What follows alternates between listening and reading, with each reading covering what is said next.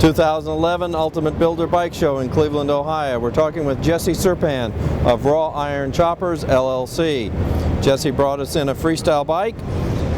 Take a minute, Jesse, and let's talk about your background. My background? Basically how it started is when I was 13, kind of watched the Motorcycle Mania stuff, all the TV stuff you usually seen, and I kind of really took a lot of interest into welding and fabricating, and I kind of liked what Jesse James did with bikes and stuff, but I kind of want to do my own stuff even at a young age. So I went and bought a welder one summer. It was like $600 or $700. I worked all summer. My parents go, "What are you going to do with that, Jesse? What are you going to do with all your money you saved up?" You go, "I'm going to go buy a welder." And so they about had a heart attack. You know, couldn't believe I was actually going to go do this. So it started from there. Started building stuff. We had an old mini bike in the garage. Built that. Actually did a couple of shows. Got second, so I was kind of bummed. I figured that I would start out with my own design. So when I was 15, I built another bike similar to this, but at a miniature scale. I took an American Iron article actually in 2007 in March. So that was pretty cool, and I kind of said, hey, I want to do my own style. I want to do this big style, this radical, a big stroked motor, and completely one-of-a-kind design that nobody else had. So I came up with this idea actually in a napkin and Waffle House, and it's kind of funny, I still have the original drawing, and all the concepts are exactly how I thought of it. I mean, when I had the full design in my head, this is really what I thought of. Everything is 16 gauge steel, all the sheet metal on the bike. This is all 1/4 inch round bar. And it's kind of a theme we had in our bikes with a lot of handcrafts, metals and materials. And for me, I'm a trade welder, so a lot of it was incorporated with TIG welding, MIG welding, and a lot of stuff I do is at Lincoln Electric, and I went to a Votech school with the teacher Ryan Eubank, and he taught me pretty much a lot of everything I know today. And we do a lot with Lincoln Electric with our bikes, and we do welding demos, not here at the show, but we do a lot to show what really goes into one of these bikes, and this is kind of my background, you know, is just the hands-on approach to the bike building. Let's talk about the fabrication on this. You talked a little about the welding. Let's start at the front with the front end of it, and let's work our way back. Okay. The front end was actually from Mean Street. It was used on a couple other different builders' bikes, and I kind of like the really pointy approach look to it. You know, it followed the lines, the wheels and everything, and it fit the functionality of it. I couldn't use a Springer, so I wanted to use a pretty good 41mm fork, and that's pretty much what you see here. It's developed by Mean Street. I think it's called the Wasp or the Hornet, and it gave a pretty good look to it. And it's 7 degrees in the trees, and it's 42 degrees in the neck, so it's a total of 49 degrees you see in the front end, and that's basically what you see with the front end here. What type of brake system on the front? The brake system is actually, the calipers are HHI, and so are the discs. And actually, I'm sorry, the discs are Extreme Machine, and the calipers here you see are HHI. And the master cylinders or the controls here are all Performance Machine, and really good contour controls. I love them. They're great to use, really good functionality, and it fit a real streamlined approach to the bike and everything. While we're at the front, let's talk about the headlight. The headlight is from Headwinds.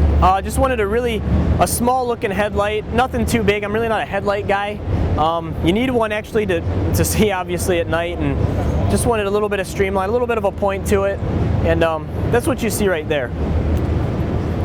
Let's move our way back to the tank. The tank you see here basically was so many ideas, I can't even come to state how many there were. I started with kind of a diamond theme. I looked at diamonds and I said, you know, I want this hard edge look, and I kind of thought, you know, everything at the time in 2006 was all round tanks and stretched out, and I said, what if you took a straw and kind of just sucked them tanks and crushed them like a pop can? You know, what kind of lines would you get? What kind of look would you take to that gas tank? So I kind of looked at the top, and I kind of got this look of a aggressive style, and I did cut some compound curves you see here. A lot of it was actually taking a bend and then cresting it over, which for metal, if you're a tradesperson in metal or work with it every day, it's a hard thing to push. So we use an AK steel, aluminum killed steel, and it gives you these really aggressive bends without having to really manhandle it like a normal cold rolled steel. But the tank is completely hand built.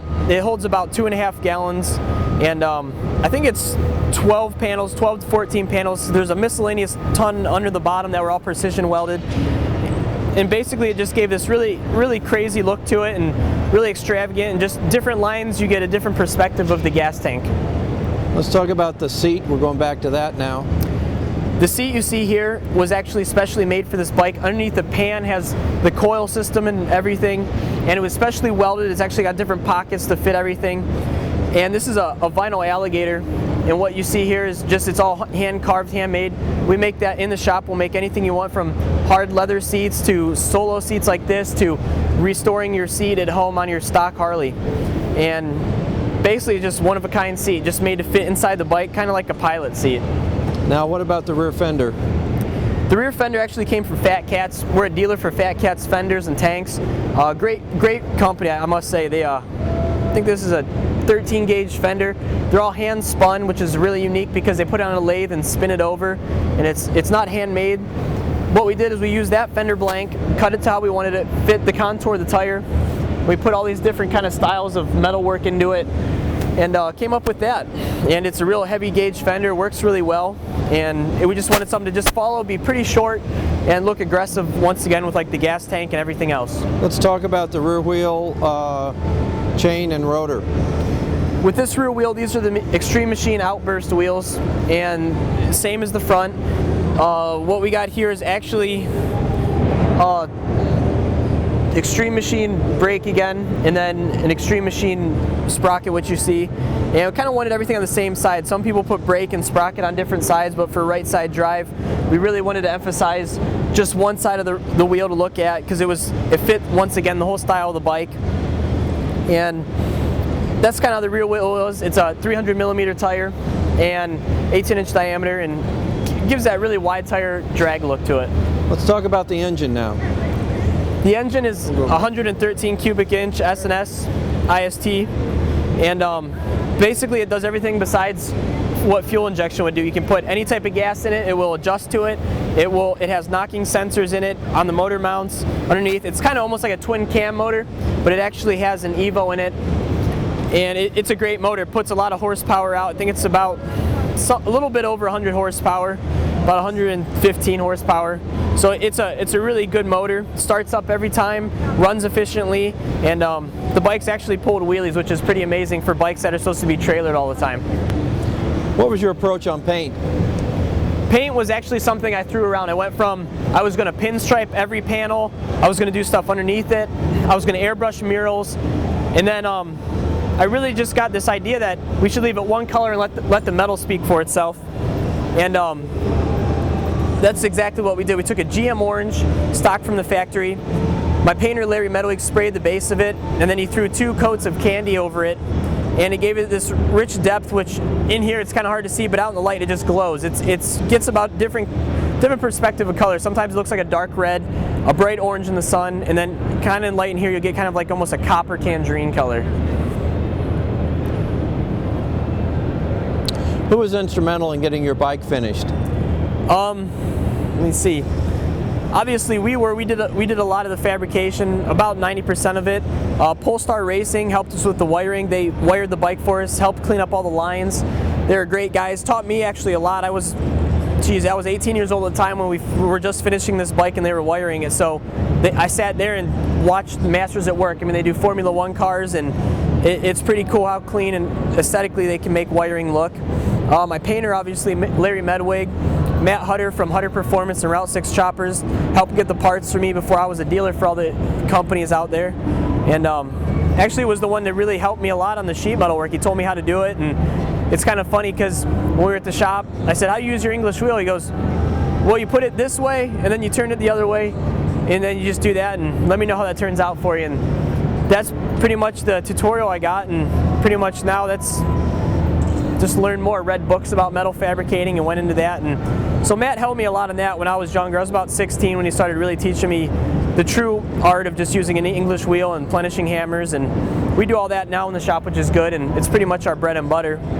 Who else would you like to thank? Definitely my parents. My parents were a big inspiration in my life for this, and without them I probably couldn't have been doing what I do full time for a job and get to travel the country and see everything I do. So I really thank them because they've been supportive from the start, and it's been a hard 7 years in the business. I think it's actually 8 now, and I started from when I was little, and like I said in the beginning, it really started from the welder, and they were supportive and helped me fund out now, and now I do all the business stuff and the ins and outs, and they're probably the biggest people that helped me through my whole life with it. And if somebody'd like to get a hold of you, how would they do that? They can get a hold of me at my website at www.rawironchoppers.com.